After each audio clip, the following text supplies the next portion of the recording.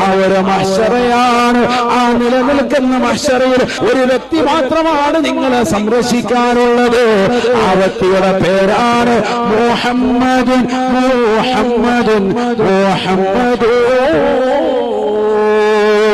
മുഹമ്മദ് മുഹമ്മദ് മുഹമ്മദ്. കാരുണ്യത്തിന്റെ കരസ്പർശം കൊണ്ട് മാലോകരുടെ മനതരങ്ങള് മദീനയിലേക്ക് മാടി വിളിച്ചതായ ഹബീബ് മുഹമ്മദ് മുസ്തഫ അല്ലാഹുവിന്റെ റസൂലാണ് നിനക്ക് സംരക്ഷകൻ വരുന്നത്. ആ പ്രവാചകർ ഈ ലോകത്ത് കാണിച്ചു തന്നതായ പരിശുദ്ധമായ ഖുർആൻ, വെളിച്ചം വീശിത്തന്ന ഖുർആൻ നിനക്ക് സംരക്ഷണമാണ്, സംരക്ഷണമാണ്. ലോകം മുഴുവനും വിറങ്ങലിച്ചു നിൽക്കുന്നതായ ഘട്ടത്തിൽ ഹബീബായ നബി തങ്ങളും ആ പ്രവാചകർക്ക് നൽകപ്പെട്ട വിശുദ്ധമായ ഖുർആൻ നിനക്ക് ശഫീആണ്, നിനക്ക് ശുപാർശകനാണെന്ന് നബിയുനാ റസൂലുള്ളാഹി.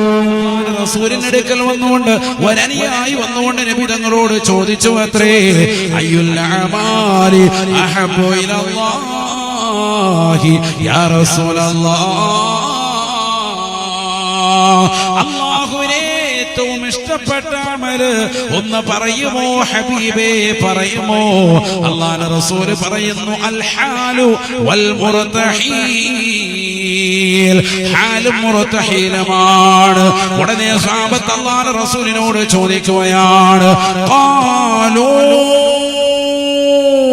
വമൽ ഹാലു വൽ മുർതഹീൽ യാ റസൂലല്ലാഹ്. എന്താണ് നബിയെ ഹാലെന്ന് പറഞ്ഞാൽ, എന്താണ് നബിയെ മുർതഹീലെന്ന് പറഞ്ഞാൽ ഒന്ന് പറഞ്ഞു തരുമോ ഹബീബേ?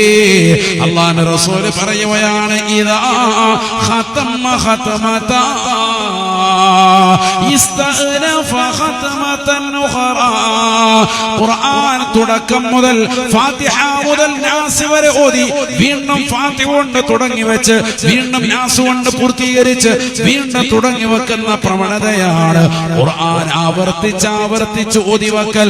അല്ലാഹുവിന് ഏറ്റവും ഇഷ്ടപ്പെട്ടതായ അമലാണ് അവന്റെ കലാമിന്റെ പാരായണമെന്ന് നബിയുനാ റസൂലുള്ളാഹി.